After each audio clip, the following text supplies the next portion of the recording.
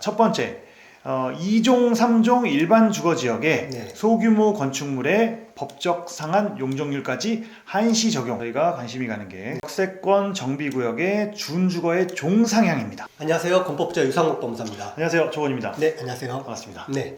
오늘 그 얘기 나눠볼 주제는 최근 서울특별시에서는 네, 각종 규제 철폐, 네, 경제, 취업, 복지, 맞아요. 일상생활 관련 네. 모든 그 분야에 대해서 규제를 철폐해야 된다는 시민들의 제안을 좀 받고 있는 것 같아요. 맞아요. 불합리한 규제를 철폐하겠다라고 네네. 해서 홍보도 많이 하고 있고 실제로 그로 인해서 많이 개선, 정책적인 네. 개선이 되고 있고 규제가 개선되고 있고. 오세훈 서울시장의 어떤 의지가 좀 보이는 것 같네요.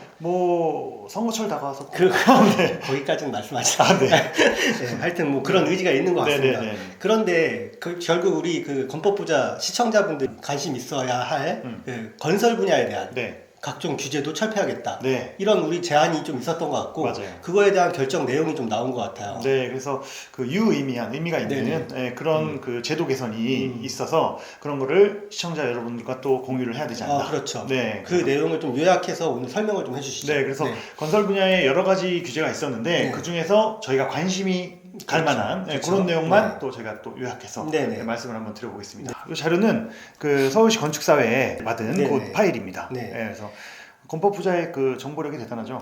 그렇죠.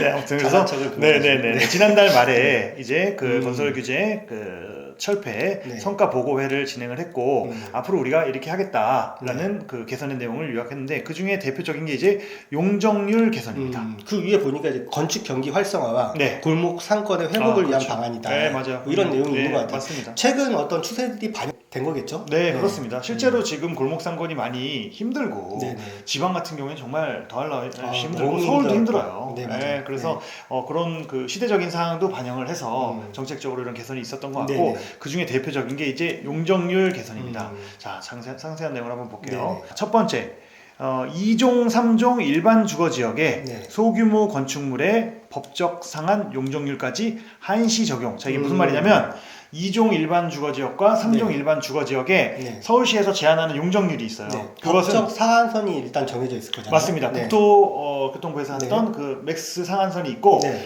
서울시는 그 상한선 아래로 해서 용적률을 제한하고 있단 말이에요. 그건 이제 도시의 발전을 우리가 이렇게 하겠다, 네네. 도시의 계획을 이렇게 하겠다라는 서울시의 어떤 계획이 이제 그 법적 한도 내에서 정해진 건데 그거를 상한선까지 일시적으로 올려주겠다. 그러면 어느 정도 차이가 나나요? 기존에 완화해주는 네, 여기 지금 나와 있는데 2종 일반 주거지역 같은 경우에는 서울시가 지금 현재 200%예요. 네. 그거를 250%까지.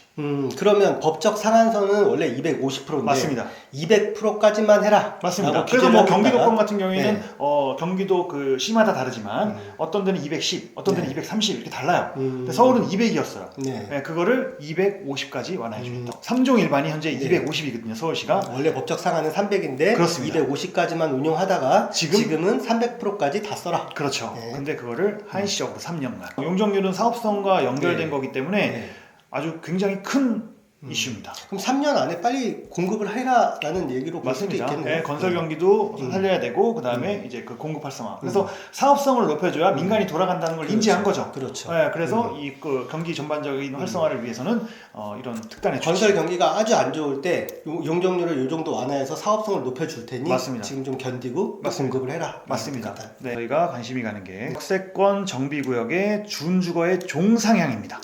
이거 우리 얼마 전에 저희 방송에서도 네. 저 역세권 정비계 제가 살펴봤더니 네네. 저희가 건법부자에서 얘기했던 게 한 10개월 전. 네. 10개월 전에 2종, 3종 주거지역의 네네. 준주거지역의 종상향에 대한 역세권의 특정 지역에 대해서 이야기를 했었죠. 굉장히 빨리 얘기했었네요. 그때부터 관심 가졌던 분들은 한 네. 1년 전부터 준비했던 분들은 정말 이슈가 그러니까 있을 그때 수 있죠. 얘기가 나왔었고 의논이 되던 것들이 이제 다 이렇게 하나씩 현실화가 된 거네요. 맞습니다. 그렇죠? 그래서 저희 덕분에 저 이득을 보신 분은 댓글을 좀 부탁드리고 네. 네. 그렇다면 역세권 정비 구역에 네. 준주거로 종상향을 해주겠다. 네. 결국 그 용적률이 완화되는 효과인가요? 이것도? 그렇죠. 네. 그런데 준주거는 더 큰 의미가 있는 게 네네. 아까 제가 얘기했던 2종 일반 주거지역과 3종 일반 주거지역은 사실은 네. 일조권이라는 높이 제한 때문에 이 용적률을 풀어줘도 네. 일조권 제한 때문에 실제로 높이 못 짓는 경우들이 대다수예요. 그렇겠죠. 네, 그래서 물론 실효성 있고 굉장히 유의미하지만 네. 그래도 제한이 좀 있는 어떤 네. 계획인데 네. 이 준주거 지역은 내용이 좀 다른 게 준주거 지역은 2종, 3종 일반 주거 지역과 다르게 1조건 제한이 없어요. 아, 그러면 허용되는 용적률을 그대로 다 사업성에 반영할 수 있다는 얘기예요. 그렇겠네요. 네, 다 건축을 할 수 있다. 그러니까 네, 사업성이 엄청나게 올라가는 거예요. 용적률을 좀 완화를 시켜준다고 해도 그렇죠. 준주거 지역이 아닌 지역에서는 그렇죠. 1조권 제한을 받으니까 그렇죠. 그 용적률을 다 못 쓰는데 그렇습니다. 준주거 지역으로 종상향을 해주니까 그 용적률까지 다 쓰더라. 맞습니다. 아, 사업성이 굉장히 엄청나게 중요하네요. 굉장히 중요한 거죠. 그래서 역세권 지역에 과거에 특히 뭐 3종 지역이나 이런 네. 데는 250%의 용적률을 받았지만 맥스 최대한 400%까지 받으면서 그거를 원활하게 쓸 수 있게 높이 제한이 없어진다. 네. 그러나 요거는 역세권 네, 정비 사업에 역세권 정비 사업에 해당된다. 결국 역세권의 땅값은 또 더 올라가겠네요. 그렇습니다. 네.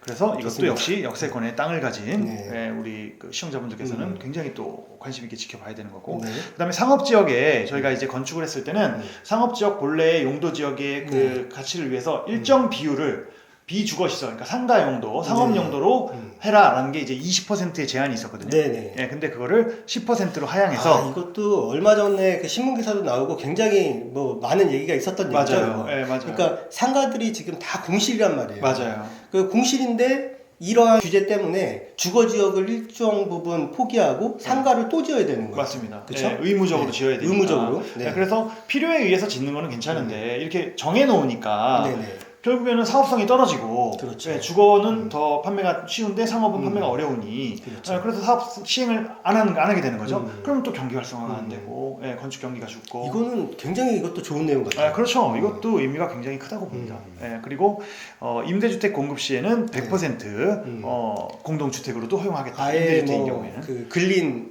생활시설 이런 네, 없이. 것들은 아예 없이 네. 100% 주택만 지어도 허용을 맞습니다. 해주겠다. 네, 임대인 경우에는 그래서 네네. 100% 주택도 가능하게 해주겠다. 그래서 뭐 건설 임대 사업이라든지 네네. 이런 거 준비하시는 분들께서는 또 관심 있게 지켜봐야 합니다. 결국 이것도 사업성이 높아지는 결과. 그렇습니다. 네네. 네, 안전한 사업과 사업성이 높아지는 그런 결과. 그래서 민간에서 원활하게 사업을 해라. 네네. 네, 좋은 이런 의도가 내용이네요. 담겨 있는 네. 겁니다.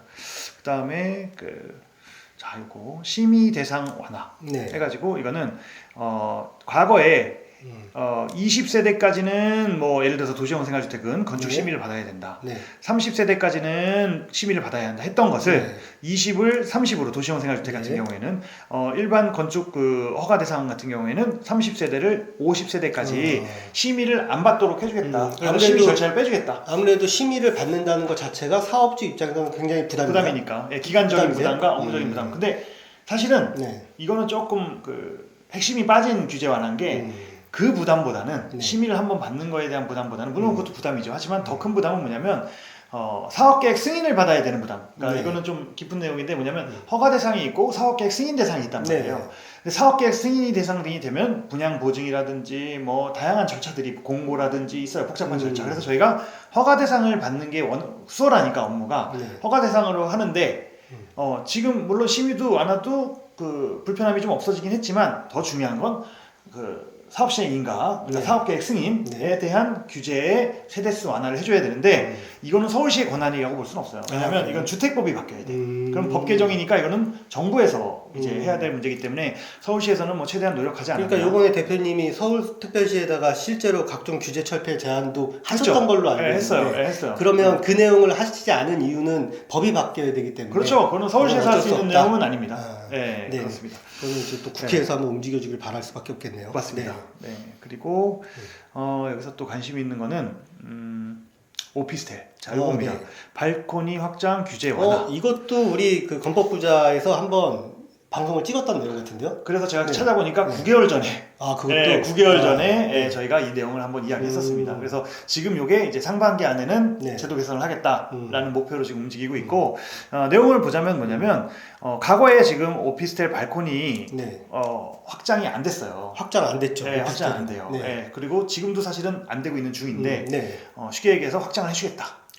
네, 그래서 굉장히 좋은 내용이잖아요. 그렇습니다. 그리고 실제 우리 실내 면적이 넓어지는 거니까. 네, 그렇습니다. 예, 전용 공간으로 쓸 수 있게. 네. 단 이거를 서울시에서 다 해라 이게 아니고 각 자치구에 맡기겠다. 그래서 자치단체마다 예를 들어서 25개 그 자치구가 있지 않습니까? 그 구에서 유동적으로 나는 일단 몰라. 나는 규제 안 할게. 그렇죠. 뭐 그런 느낌인 것 같습니다. 그 다음에서 규제를 하든 안 하든 나는 신경 안 쓸게. 이런 느낌인가요? 맞습니다. 근데 이거는 유의미한 게 이것도 역시 네네. 사업성이 굉장히 달라지죠. 전용 공간의 확장으로 쓸 수 있을 때 그 전용 공간도 확보가 굉장히 중요하잖아요. 그렇죠. 상품 가치에. 그렇죠. 그렇기 때문에 이 사업성 측면에서는 굉장히 유리해질 수 있다. 괜찮네요. 오피스텔 사업도 활성화 시키기 위해서 이렇게 제도를 개선했다 이렇게 보입니다. 되게 좋은데요? 네. 공사비 가이드라인 검토 뭐 이런 내용도 있고요. 네, 이건 이제 서울시에서 뭐 공사비 가이드라인을 뭐 기간을 정해서 컨설팅하겠다 뭐 이런 이런 내용도 저희 건법부자 시청자분들은 굉장히 관심이 있는 내용이니까 다음 주에는 이런 내용으로 한번 또 정리하셔서 방송을 한번 해볼까요? 네, 한번 제가 검토해보고 예, 뭐 그 내용이 있다면 제가 말씀드릴 수 있을 것 같아요. 지금 서울특별시의 건설 분야에 대한 규제 철폐 내용으로 나온 것들이 결국에는 우리 같은 건축주가 될 사람들, 이 사람들에게 결국 사업 수익성을 더 주겠다. 네, 그래서 경기 활성화입니다. 그렇죠. 그래서 이 불합리한 제도를 철폐해서 일을 하기 쉽게 만들어주겠다. 사업성을 높여주고 경기를 활성화시키기 위해 노력하겠다. 이런 의지가 반영된 거 아닌가. 다만 이걸 이제 뭐 앞으로 계속 무한정 해주겠다라는 내용은 아닌 것 같아 보여서 또 특히 그 한시적인 그 용적률 완화 같은 경우에는 3년 이런 시기에 이걸 기회 삼아 우리 한번 움직여 보자고 오늘 내용을 정리하면 될 것 같아요. 실제로 그 2종, 3종 지역에 부지를 보유하신 분 같은 경우에는 지금이 기회일 수 있습니다. 역세권은 이제 정비 사업이니까 나 혼자만의 의지로 되진 않겠지만 그 1조권이라든지 그런 제한이 없는 경우에 특히 덜 받는 경우에 그런 부지를 가지고 계신 분은 지금이 기회입니다. 그렇겠네요. 네, 맞습니다. 오늘 대표님 좋은 내용을 아주 잘 정리해 주셔서 저희가 배운 게 많았고 다음에 또 더 좋은 내용으로 가르쳐 주시기 바랍니다. 네, 감사합니다. 감사합니다.